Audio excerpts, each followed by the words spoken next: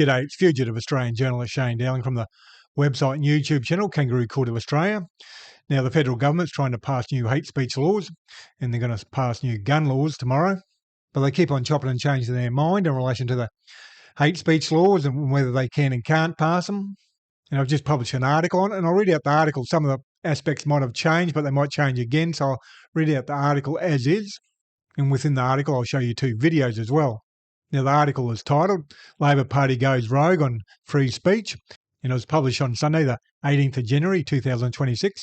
And it starts off, Prime Minister Anthony Albanese's and the Labor Party's proposed new hate speech anti-Semitism laws are chopping and changing hard and fast and make the government look extremely incompetent. On Saturday, the 17th of January 2026, Albanese announced a deal had been done with the Greens to get the new gun laws passed next week, and he was removing the racial vilification offences from the proposed hate speech reforms. What impact the changes have, who knows, and given it's changed once, it could change again.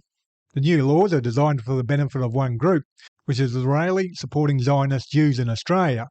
Israeli supporting Zionist Jews will be able to make complaints to police because they are offended or feel unsafe because of what someone has said about Israel or Zionists. On the other hand, Australian Jews who don't support Israel, such as the Jewish Council of Australia, are against the new laws as they currently stand. Dr. Max Kaiser, Executive Officer of the Jewish Council of Australia, said, "As a Jewish organisation, we take anti-Semitism extremely seriously, but rushing through sweeping criminal laws is not going to make Jews safer. Racism is not defeated by expanding police or migration powers or weakening safeguards on free expression. It is defeated by addressing root causes, investing in prevention, and building trust and solidarity across communities. If the government is serious about tackling anti-Semitism and racism, it should slow down and commit to an evidence-based, whole-of-society approach, including fully funding the Australian Human Rights Commission's National Anti-Racism Framework." Other religious leaders are also against the new laws in their current form. This isn't Albanese's and Labor's first rodeo when it comes to trying to control what voters can and can't say, and it shows Labor won't stop with their attempts at thought control, which should scare every Australian. Virtually all opposition parties and politicians are not supporting the new hate speech anti-Semitism laws because they know it would be political suicide to do so, the same as they didn't support Labor's last attempt to control voters' communications in 2024 with the failed misinformation-disinformation bill. In the video I'm about to show you, Green Senator David Shoebridge covers some of the key failings of the proposed hate speech laws, and I'll show you that video now. The Prime Minister is openly calling for suggestions on how to get his hate speech laws across the line. For more, joining us live is Green Senator David Shoebridge. Senator, thank you very much for joining us. We're waiting to hear more from the Coalition, but we understand that the Greens want to broaden the terms of hate speech. Where are you at the moment? Well, I mean, obviously we're going through incredibly complex legislation, 144 pages of legislation, 300 pages of explanatory memorandum that we got late on Tuesday. There are aspects of this legislation that when we talk to stakeholders, they strongly support. That's the material in relation to a national gun buyback, allowing for the greater sharing of security information between different between the AFP and state and federal police forces when people are getting gun licences. That part of the gun package, when we talk to our stakeholders, that is, you know, it takes us forward. It increases community safety. That part of the legislation is getting strong support when we talk to stakeholders and the community. The rest of the legislation, though, is creating enormous difficulties, and you know, part of that is where the government decided to start with these negotiations and with a draft bill that only protects one religion, that leaves all other religions without equal protection. And our strong view is that legislation that's dealing with hate and vilification and anti-discrimination can't single out just one religion and simply protect that. That is not how you make good law. And it's also not how you bring the community together. There are very substantial free speech issues with this legislation. You know, there are parts of the movement that has been supporting a free Palestine that feel particularly targeted with this, that language such as calling out Israel's genocide in Gaza may see people go to jail. But equally, people who call out the appalling behaviour of Russia and Russia's war crimes and invasion of Ukraine, they also fear this being weaponised against them. People need to be able in this country to criticise the actions of nation states, the leaders of nation states, and not feel that they're potentially going to go to jail under Labor's proposed hate laws. As you mentioned before, Senator, when we talk to people about the prescription powers, the ability to prescribe and ban and make it a criminal offence to be part of an organisation or to have an organisation. You know, when I read the legislation and I realised the government was excluding procedural fairness and natural justice from that, making that decision, you know, we're talking about prescription and banning provisions. It seems extraordinary that the government decided to start from that point. So we are continuing to talk with our stakeholders, talk with legal experts, to talk with our community friends and a wide array of people about the legislation. But I've got to tell you, every conversation I have with a stakeholder raises new concerns. And so I posted a question on X, 15th of January 2026, which I'll put up on screen now. And it says, Dear Prime Minister Anthony Albanese, will a below T-shirt, which is up on screen now, be legal under your proposed new hate speech laws? It says on the T-shirt, Israel's genocide of Palestinians in Gaza has to stop. If the federal government gets away with banning us from criticising foreign governments, they will then try to ban us from criticising the Australian government. And they tried it before with the failed disinformation bill in 2024. I posted another question on X, which I'll put up on screen now on the 16th of January 2026, and it says, Dear Prime Minister Anthony Albanese, the biggest promoters of hate speech are Rupert Murdoch and Lachlan Murdoch and politicians.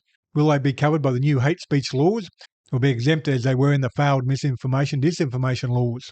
And I go on to say in the article, of course, I haven't received a response from Prime Minister Anthony Albanese, but it's worth putting the questions to Albanese. Politicians like pushing their propaganda on social media, but will not answer legitimate questions.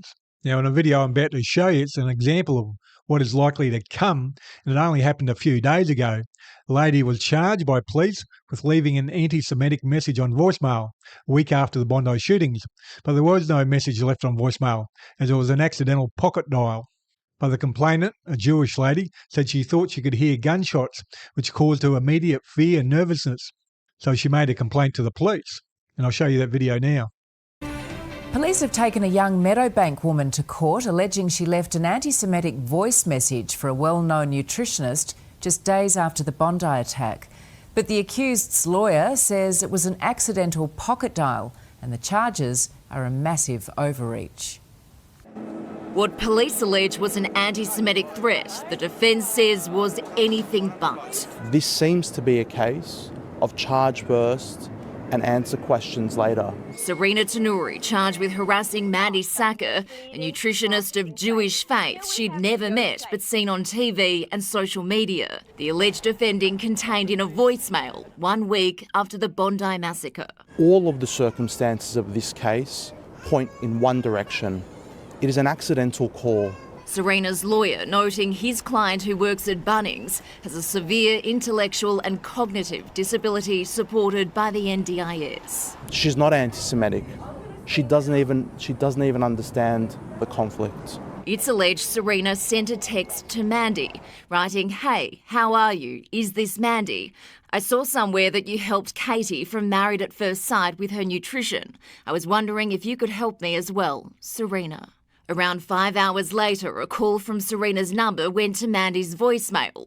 No voices were heard on the recording, but Mandy claims she heard sounds she believed were gunshots, causing her immediate fear and nervousness. It could be a bed creaking. It could be someone snoring. The 26-year-old, who has also been hit with an AVO, pleaded not guilty today. The case is listed for next month, when a decision will be made on whether the charge is dropped or if the matter goes to a hearing. And you were very shocked to hear you've been charged from police? Especially like with my mental health. Just wish people could understand. Hayley Francis, 9 News. And I go on to say in the article, while I can understand the Jewish lady being fearful after thinking she could hear gunshots, there seems to be no excuse or reason for the police to have charged the lady who made an accidental call and left no message. As the lawyer says in the video, the police have acted with a charge first and ask questions later mentality. And I think that'll also happen with the new hate speech laws if they are passed in the current form. I think the same police mentality of charge first and ask questions later possibly played a part in charges against Muammar Newkick, a member of the Queensland Police Service's Protective Services Group, in his 41 charges over alleged anti-Semitic comments on social media, as I previously wrote about last week. And I'll put a link to that video below this video on YouTube. And I'll go on and say in the article, there are not enough police as it is, and they want the police to waste time on social media posts, which will mean other more serious crimes are not dealt with and investigated. The only people supporting the new proposed hate speech and anti-Semitism laws are the Labor Party and a few leaders of Australian Zionist Jews. The Labor Party are in a mess of their own making because they continually listen to all the outside noises and jump when they get scared. Albanese is not a strong leader with a clear vision. He's a weak leader who is a career politician, and he would already be planning his retirement in big fat paying directorships, consultancies and lobbying jobs. And that is one of the reasons why when the Israel Zionist lobby say jump, Albanese says how high. Given what a mess the proposed hate speech and anti-Semitism laws are, one has to wonder how big a mess the Royal Commission into the Bondi shootings and anti-Semitism will be. Now, I'm an independent journalist and I've been running a campaign for the last weeks, and I say this at the end of the article. 8 weeks ago, I launched a campaign with a simple goal: find 200 new monthly supporters so I can keep doing this work as a fully independent journalist, running this website and the YouTube channel without corporate backing or paywalls. Since then, 86 wonderful people have stepped up and become monthly supporters. That's huge, thank you. Now we're at 114 to go. If you've been enjoying the work and aren't yet supporting monthly, I'd be incredibly grateful if you consider joining them. Here's the situation. Like most independent journalists, I'm basically a one-person small business. Right now, a lot of us are feeling the squeeze, just like many small businesses and households are. To stay afloat and keep bringing you the reporting I do, I need roughly 200 more people, well, it's 114 now, chipping in whatever you can comfortably afford each month. Anything from $3 to $100, or whatever works for your budget, makes a real difference. There's no lock-in and you can cancel or adjust at any time. If that feels doable right now, you can see all the donations options on the donations page on my website, and there's a link for the donations page below this video on YouTube. Your support, whether it's a monthly donation or one-off donation or just sharing my work, is what keeps independent voices like this one alive. And please do your bit and help shine a light on corruption and share this video on social media. And please hit the like and subscribe button and notification button. That way you get notified when I publish a new video. Other than that, thank you for your time and have a good day.